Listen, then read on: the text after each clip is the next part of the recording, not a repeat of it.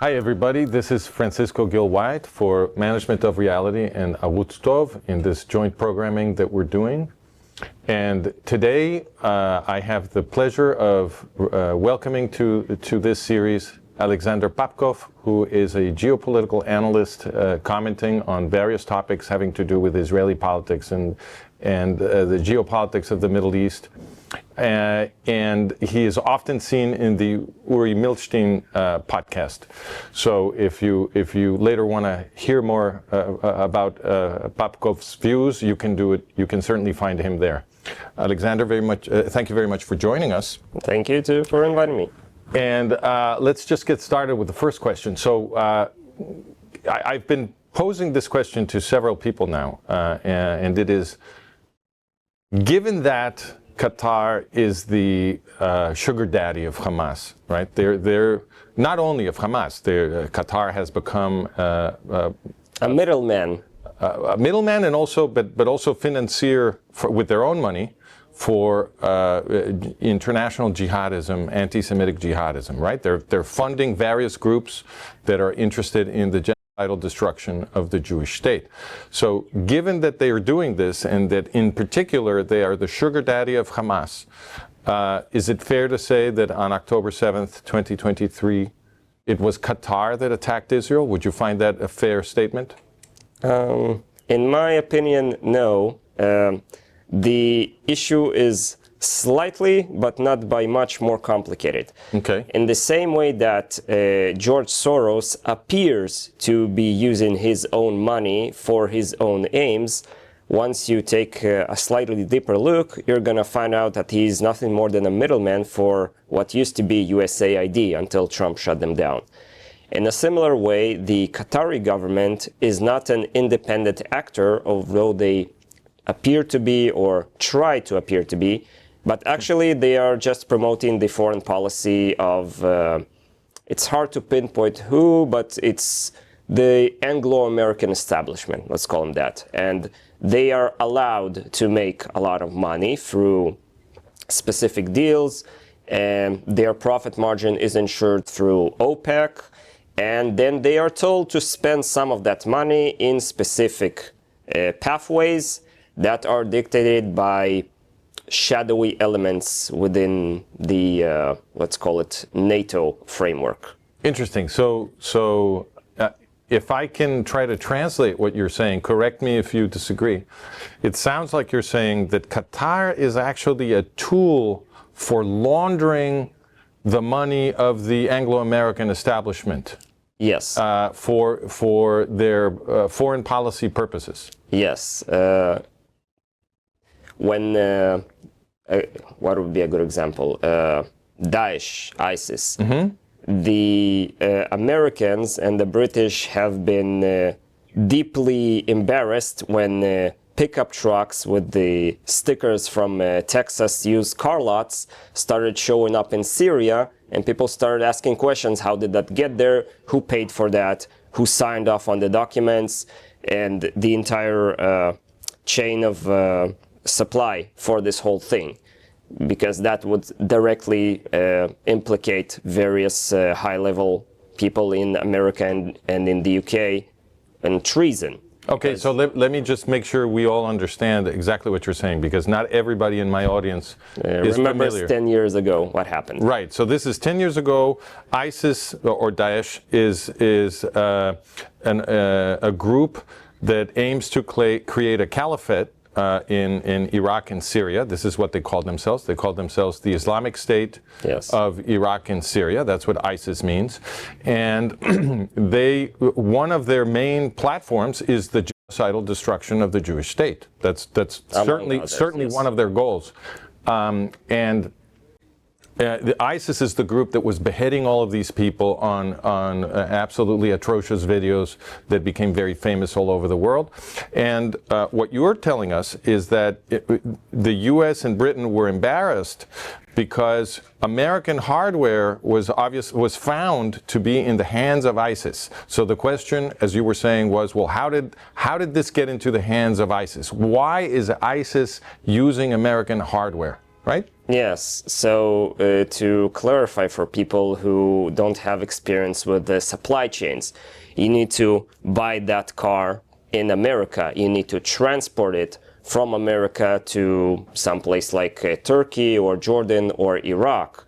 You're gonna need to move that from the port close to the border. You're gonna need that vehicle to cross the border, and throughout all that time you need to pay for fuel, for trucking, for employee expenses. So that's a lot of checks that somebody signed with taxpayer dollars. Also, That's you a need crime. to, and you also need to clear several checkpoints by various functionaries and officials along the way who have to okay the passage of this hardware. Yeah, at some point it's gonna move from legal transport to illegal smuggling, but yes, there will be a lot of people along the way that need to be paid with taxpayer money to supply a terrorist organizations with weapons of war. Which taxpayers are you referring to?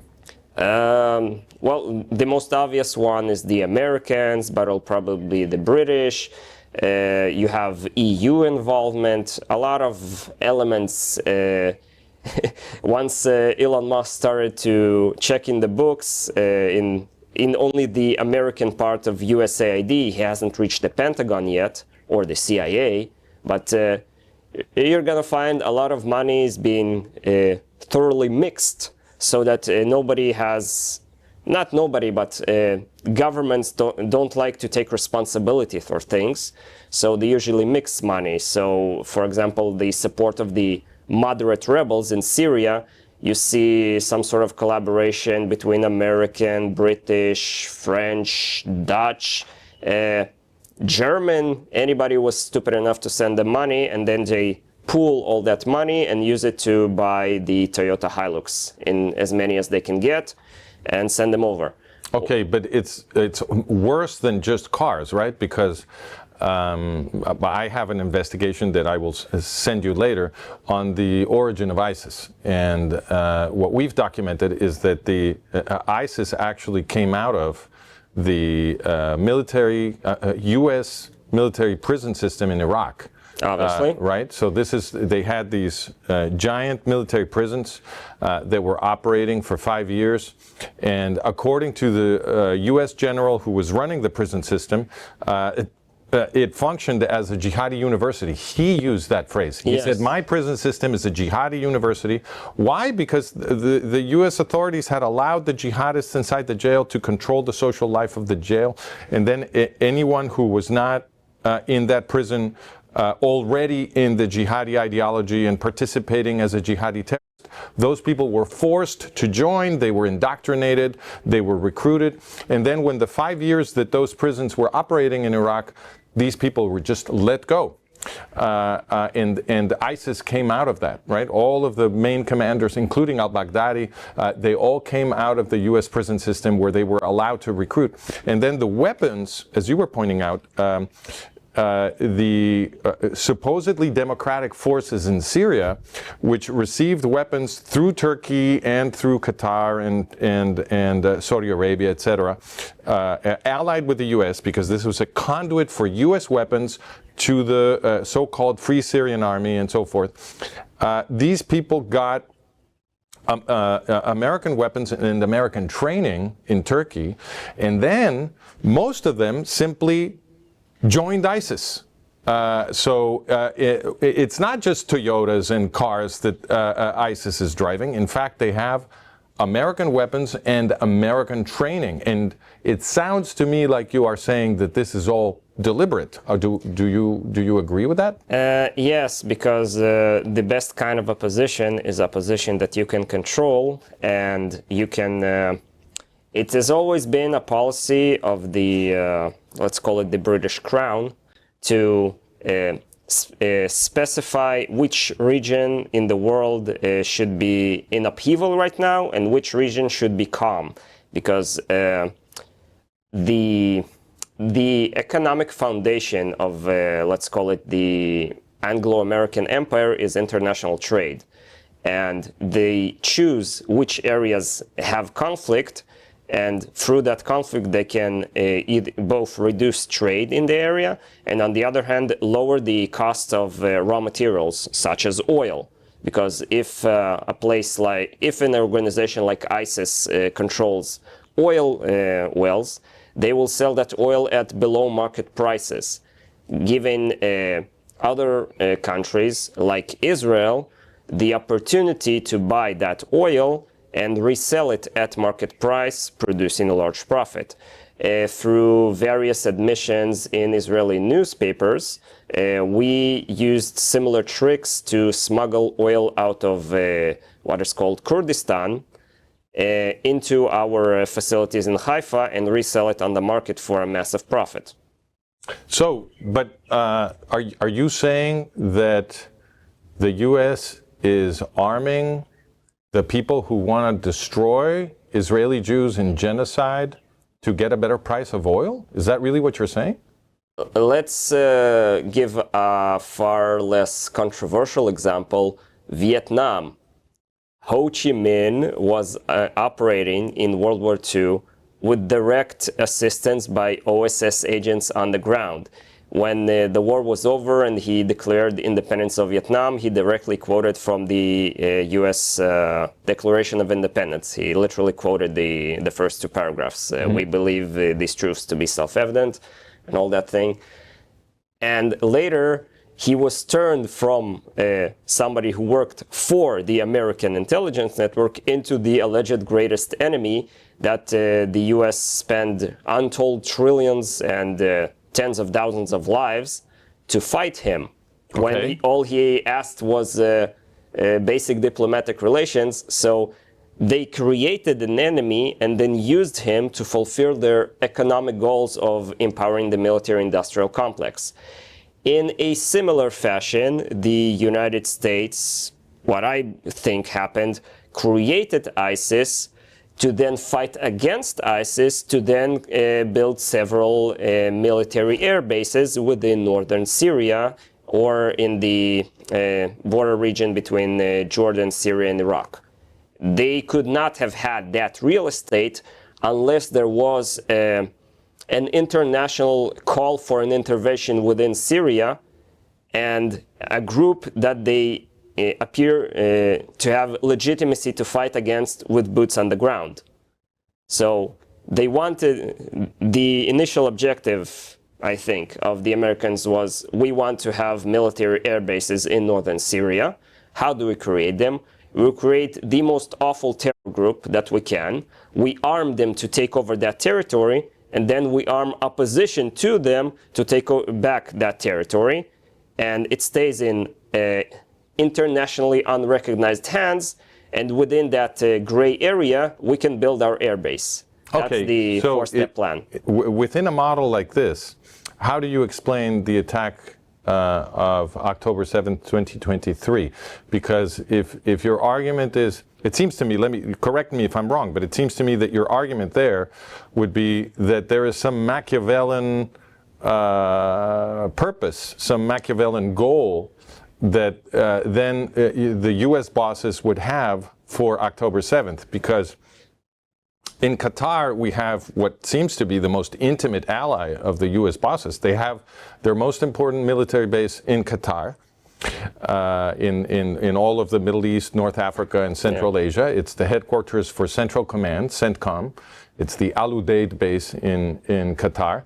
Yes. And it seems to me that the presence of that base in Qatar is a shield for the Qatari bosses. In other words, the fact that the Americans have their CENTCOM's headquarters in Qatar means that nobody can attack Qatar, certainly not Israel. So in a sense, it seems fair to say that on October 7th, Qatar attacked Israel behind an American shield. And then that shield made it impossible for Israel to defend itself from its true enemy, from the biggest enemy, which is Qatar, which can, if Hamas is destroyed, Qatar can simply finance the creation of a new terrorist enemy. So what Israel would need to do, it seems to me, to really defend itself is attack Qatar. But it can't do that because there's an American base there. So it seems to me that one interpretation here is that Israel got attacked by the U.S. on October 7th, 2023. And so according to your model, what would be the goal of the American bosses in attacking Israel via Qatar and Hamas? Guessing goals is slightly more difficult because we are dealing on several levels with people who are, the word irrational is incorrect. I would say that they are religious, and their religion is hard to understand. But who are we talking about right now? The people who told Qatar to finance Hamas. Okay. So you, in your model, those would be people in the American power structure? Yes. Okay. In the international power structure, to be more precise. Which is dominated by the U.S. bosses, yes. isn't it? The U.S. is more of the main financial source, but it's not the main ideological source, let's call it that way. Okay. The reasoning behind the October 7th attack, you need to separate two scenarios. One is that you believe the version that they were planning on Hamas performing a limited attack, which got out of control by popular support in Gaza to expand the attack into unplanned phases. And the other that they planned a much more serious blow to Israel that was foiled by local forces. Which one do you prefer?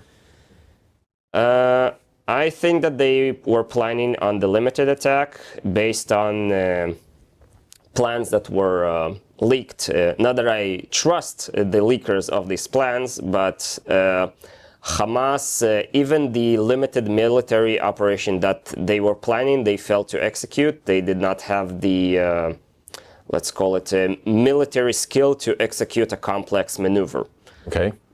Had they managed that, Israel would have been in far more serious trouble if they took over Hatzarim air base or managed to hold hostage 10,000 people instead of a few hundred.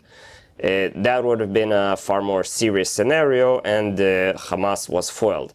Now, the question, who wanted that, you can approach it from several angles. The obvious one would be the leftists who wanted to force Israel into concessions of some sort, whether it's a two-state solution, a three-state solution, or just weakening Israel and forcing an economic crisis or mass immigration or something. The deeper level is that maybe they were interested in Israel over-retaliating and doing what Trump proposed a few weeks ago of completely conquering Gaza, expelling the jihadi supporters out of it, and resettling it as a Jewish settlement, and finally closing the Gaza issue.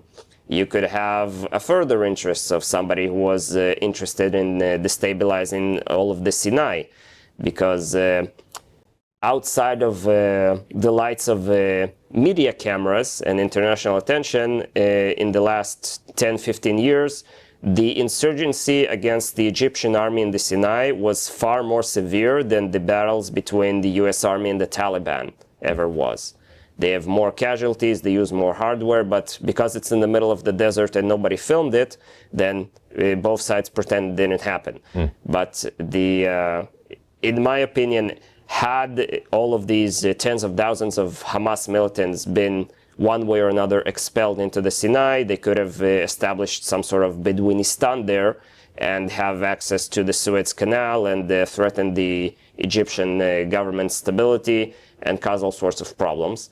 And you always have scenario number 4, that they just wanted to start a conflict that will drain US military resources so that it cannot respond to another conflict like in Ukraine or in Taiwan or somewhere else. Okay, well, none of these hypotheses seems to me is the obvious simple-minded hypothesis. So let me put that on the table, and you tell me whether you think this is another hypothesis that we should consider, or whether you think it shouldn't be considered and why. It seems to me the simple-minded hypothesis, when you find U.S. bosses collaborating or even pushing jihadi forces to launch an attack on Israel, which seems to be what happened here, and let me tell you why I think this is the proper way to describe it, is that Qatar is impossible to defend. Qatar is a tiny little peninsula of sand, entirely flat. It can only be defended if it has a U.S. military base there. If it didn't have that, Saudi Arabia, Iran, almost any regional power around Qatar would have conquered it a long time ago. So, because it has the largest gas reserves in the world, and it's obviously a succulent prize for any regional power. So, given that Qatar cannot survive as an independent state without that U.S. military base, it seems to me that the U.S. bosses have the power to direct Qatari foreign policy. Yes. All they have to do is tell Qatar what to do, and Qatar has to jump. So if Qatar is free to finance international jihadism, and in particular to build Gaza into a Hamas terror structure, which is what they did with their money, then it seems to me the logical inference is that this is all the policy of the U.S. bosses, because they could change it in a second. I asked Mordechai Kedar yesterday, how long would, in his learned opinion, would it take for the Americans to conquer Qatar from Al Udeid base? How long would it take? And he said, well, maybe 2 hours. And then he ended up saying, well, maybe within an hour. Okay, so it is so easy for the U.S. to take over Qatar that we must consider it demonstrated, I think, simply by this analysis, that whatever Qatar does is U.S. policy, because they could change it in a second with almost no effort or cost, right? So if that's our model, if our model is that Qatari policy has to be interpreted as U.S. policy, then it seems to me that the simple-minded hypothesis about what they're trying to do, since they're collaborating and even maybe directing the policy of Qatar, is that given that Qatar is financing movements that have as their sacred goal the extermination of the Israeli Jews, shouldn't we put on the table as the first hypothesis that this is also the goal of the U.S. bosses? Why not? Can we discuss on this channel the Kalergi Plan or State Department Memorandum 200? I have been given zero editorial line, so you can feel free to say whatever's on your mind. Let's go with the easier thing to check. State Department Memorandum 200 was Henry Kissinger, back when he was the National Security Advisor, drafted this memorandum that one of the main threats to American national security would be the economic development of the impoverished areas such as Africa and the Middle East. And so he dictated that it would be in the geopolitical interests of the United States and of Western Europe to maintain areas of conflict throughout the world, to prevent areas of stability forming within Africa and the Middle East that would prosper economically and become economic competitors to the Western supremacy at the time.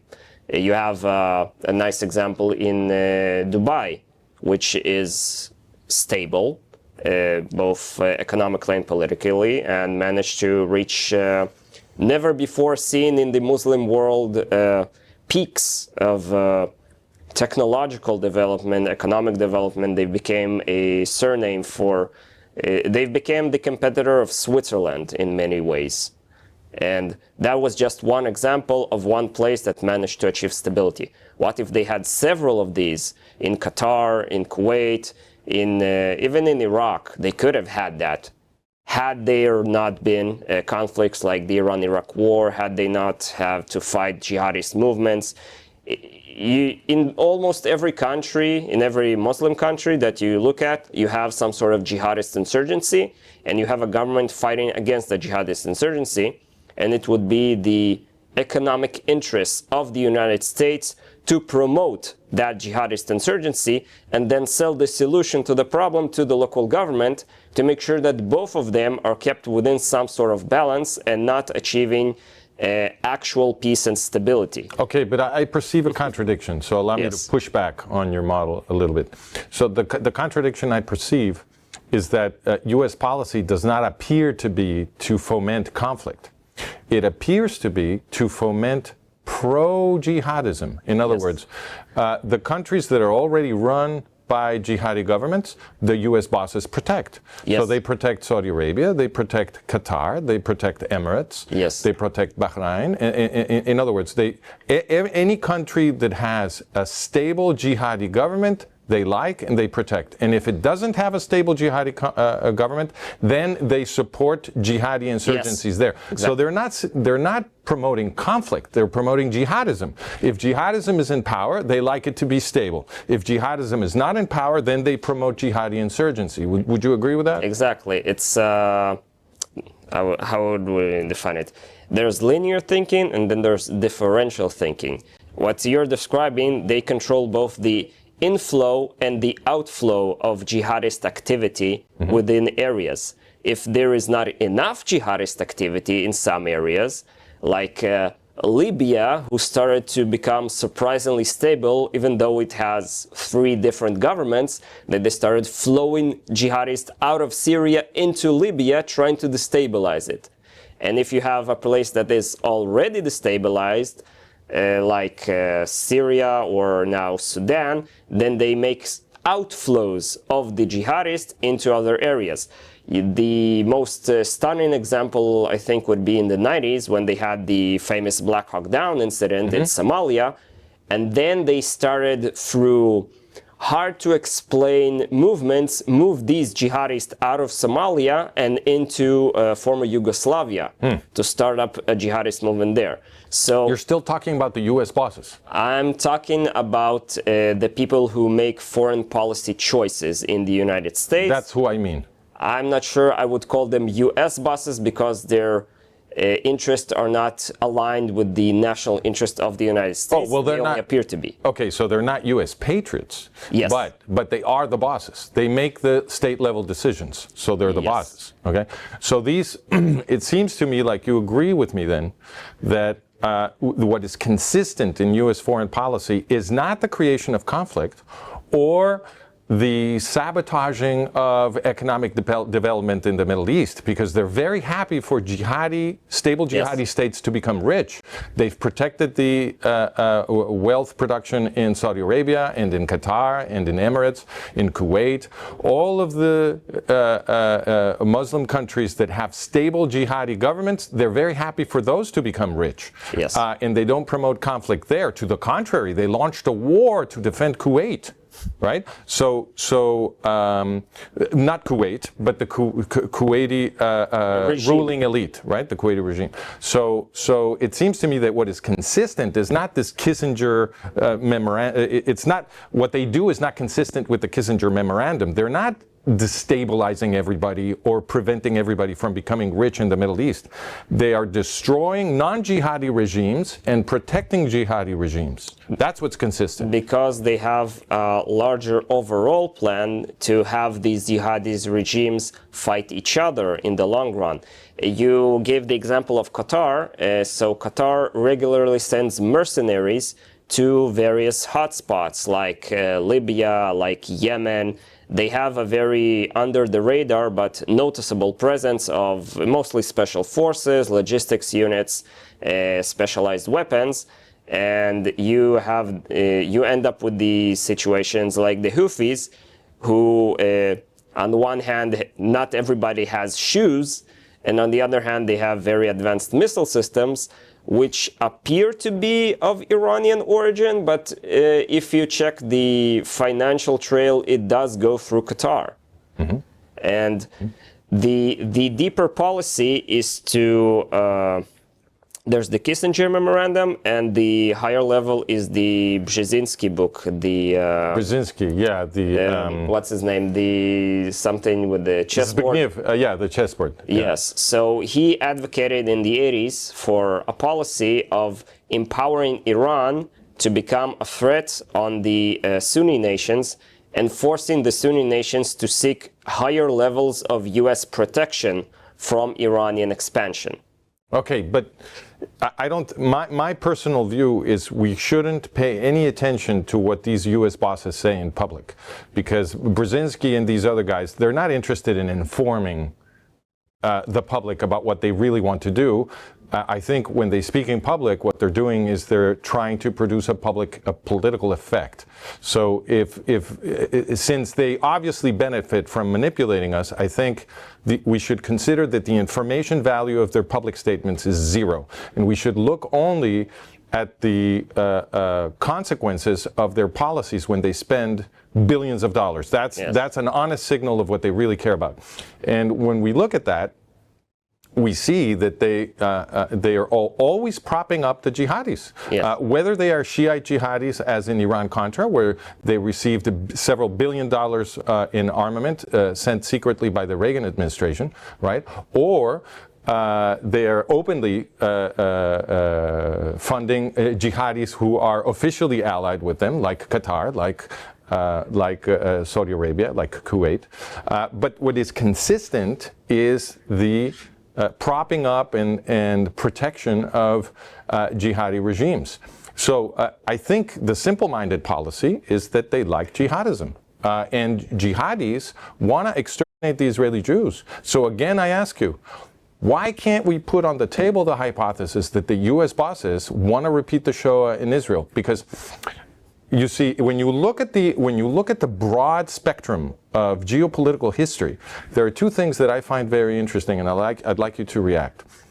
One is that U.S. bosses have a history. The U.S. bosses have an almost dynastic history, because the people running the United States in the first half of the 20th century happen to have been eugenicists. Yes. This has been documented with great detail by historian Edwin Black, who's the great historian of eugenics.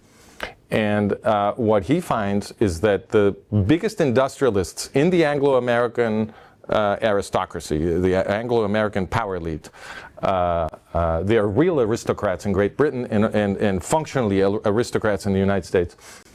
These people were all ideologues of the eugenics movement. And the eugenics movement is the movement that produced German Nazism.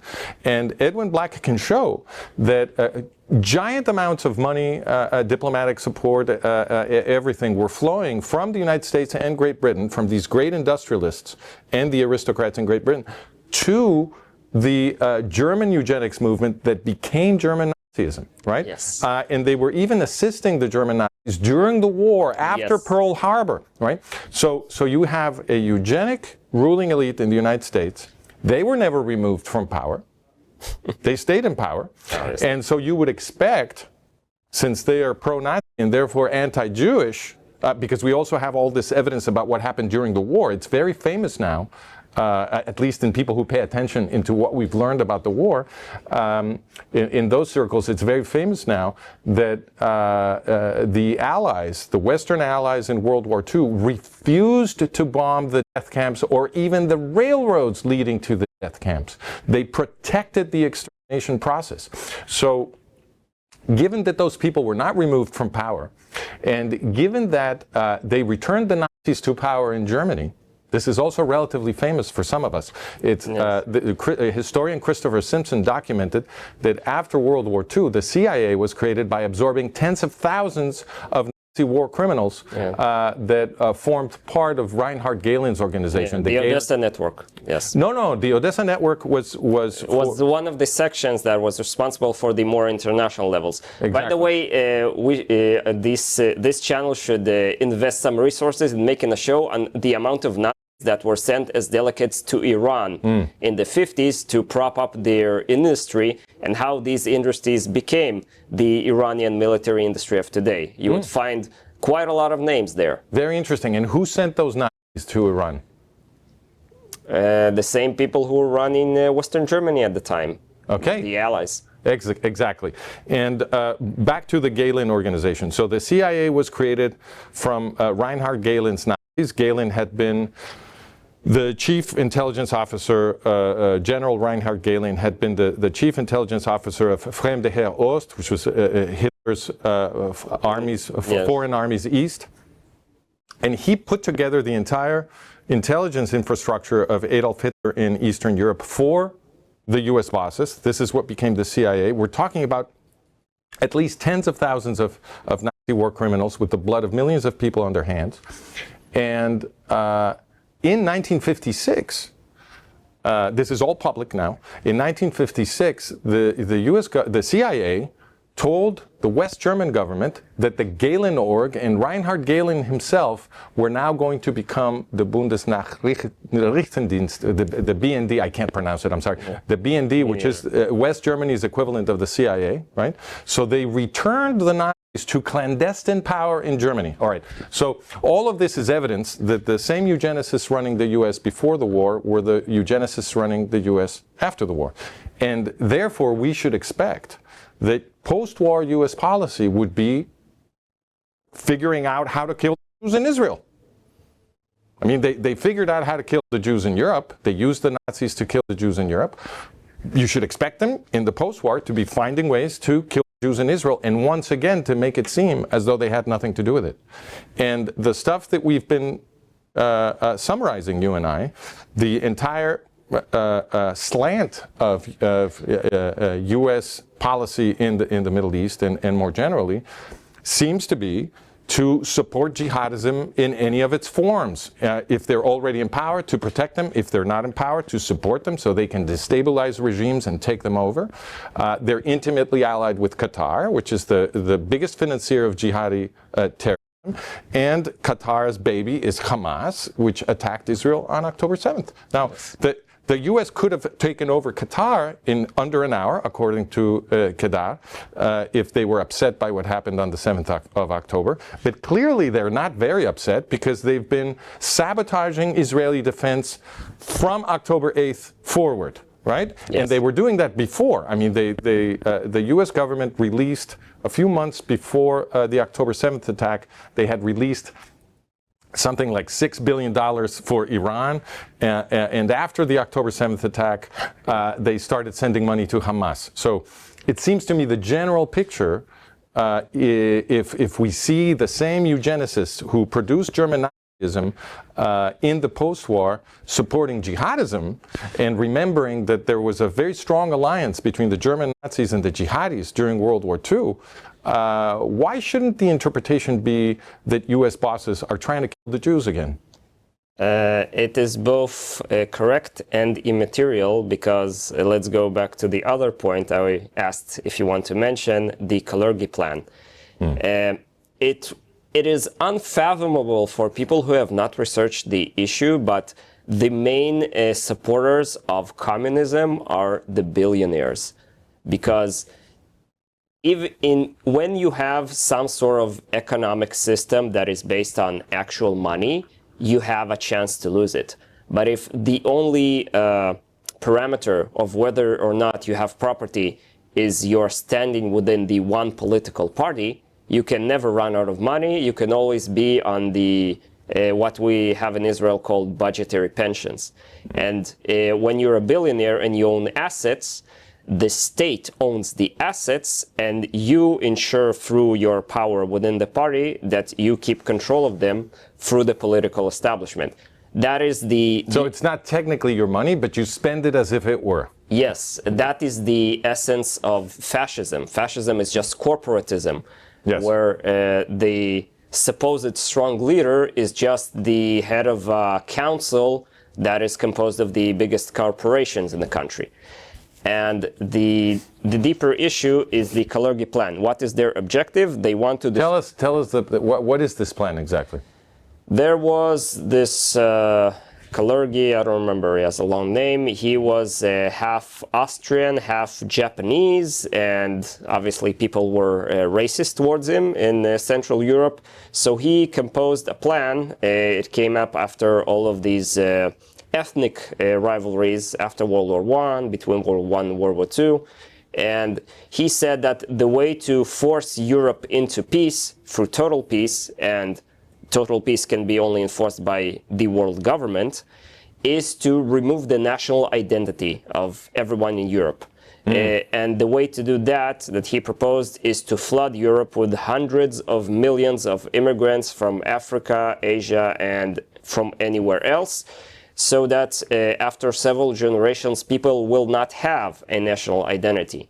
And these jihadist forces are simply a militant wing of the broader movement that we saw very well Germany, the Scandinavians, and especially France, now Britain too, massively supporting, at the expense of their own taxpayers, bring as many immigrants from Asia and Africa into their countries that they can. And supporting the jihadist movements is just a way to funnel the money, because the how to explain it? The smuggling network that can put the weapons from, like I said, the Toyota Hilux, move it from Texas into Western Iraq, is the same network that can smuggle a jihadist from Western Iraq into Texas.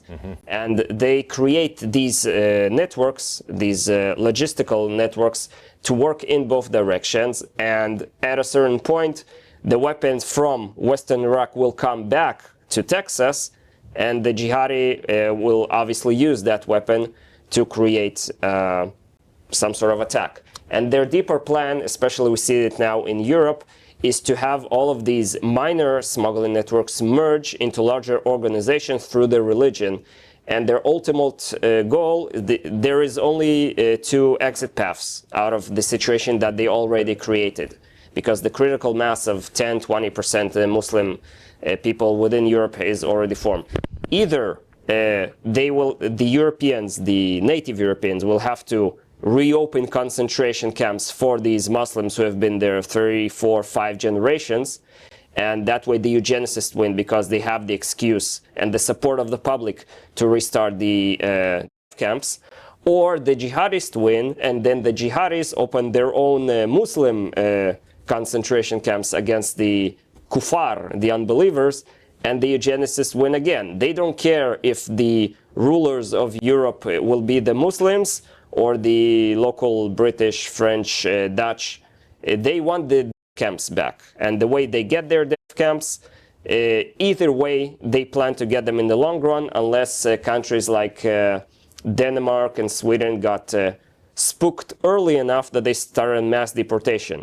But this mass deportation will not help them, because the critical mass of Muslim minorities is already present within the country. Okay, so this is remarkably similar to my own model. So yes. you're it's saying the same eugenicists that they planned both this and that, and when they saw the Kalergi plan, they started throwing money into it. Right. And we saw the expansion mostly in the last 2 decades. Okay, so if I may summarize or just reinterpret in my own words what you're saying, it appears that your model is that the Western bosses are trying to destroy the democratic experiment of the West, the modern democratic experiment. Yes. And so they are giving Westerners a choice between 2 different kinds of fascism. So we go back to traditional Western fascism, or we go forward into jihadi fascism. Exactly. But either way, what they want is fascism. They want democracy destroyed and totalitarianism imposed. Exactly. But I would challenge just one aspect of what you said, because I don't think it's immaterial that they have the intention of destroying the Jewish people. I think that's strategic, because I happen to think that the Jewish people are key in Western civilization. Yes. We wouldn't have a democratic experiment if it weren't for the influence of Jewish ethics on Western civilization. So it seems to me that it's not immaterial, it's strategic. You guys are very important. And the importance that you have for them, for the bosses, is really dramatically exposed, I think, when you look at the Oslo process. Because the Oslo process has been the most important policy of the US bosses towards Israel of the last half century. And what did they do with the Oslo process? I don't know if you're aware of this, and if you're not, I already sent you the article where I document it, but this organization that they introduced into Israel with the Oslo process, and not just into Israel, but into militarily strategic territory of the Jewish state, because that's what Judea, Samaria, and Gaza are. Yeah, the high ground. Exactly, the high ground and a ground that is next to Egypt, which is a mortal enemy of Israel, right? So it's all strategic. This organization that they brought into strategic territory is the creator of jihadi Iran. So normally, the PLO Fatah, or what we now call the Palestinian Authority, is described as a secular group, as a leftist group, right? I know, well, you should laugh, of course. They had a lot of KGB agents in there, yes. Well, but they speak Russian better than me. Well, but I think the KGB aspect of it has been overly emphasized, because it wasn't the KGB that brought them into Israel, it was the U.S. bosses. They set up the Oslo process, and they pushed for the Oslo process to go forward every single time, whether they're Democratic or Republican presidents. So, and this detail, it's not a detail, it's a crucial point that I was telling you about, is that PLO Fatah trained and armed Ayatollah Khomeini's guerrillas in the 1970s in Lebanon. And then when the Iranian Revolution triumphed, they were invited over to Tehran to celebrate with Khomeini the revolution. And PLO Fatah, Arafat, Abbas, and some other guys, they created Iran's infrastructure, which is dedicated to destroying the Israeli Jews. So, and of course, the U.S. intelligence had to know all of this, because I know it, because I found an article from the New York Times, and then I found many other articles published in 1979, where it was explained on the front page of the New York Times that PLO Fatah had created Ayatollah Khomeini and his terror infrastructure. So this was explained on the front page of the New York Times in 1979 when the revolution happened. And it stands to reason, therefore, that the U.S. bosses did all of this knowing that they were bringing jihadis interested in the destruction of the Jewish people into militarily strategic territory of the Jewish state. It was an attack on Israel. So I think, I really think we should not say that this is immaterial. I think it's central. I think it's strategic. And I think that's the reason that so much attention is paid all the time to the Jewish state, and why so much policy is invented and organized to undermine the security of the Jewish state, because they understand that if you get rid of the Jewish people, you can collapse the entire West into totalitarianism. Yes. And they already did it in World War II. They killed the European Jews and they enslaved the Europeans.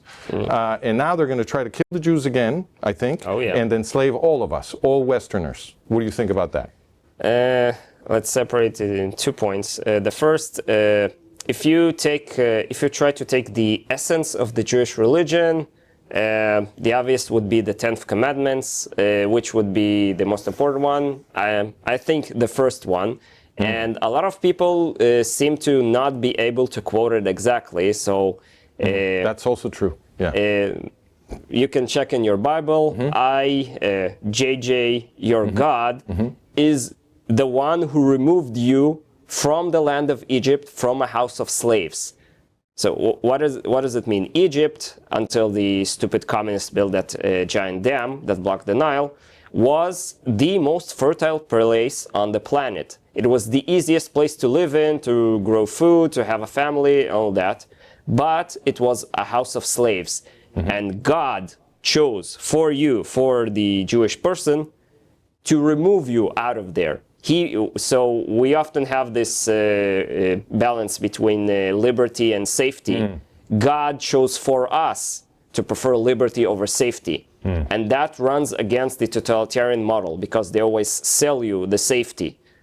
That's what all the dictators promise. And the safest place to be is inside a prison cell. Right. So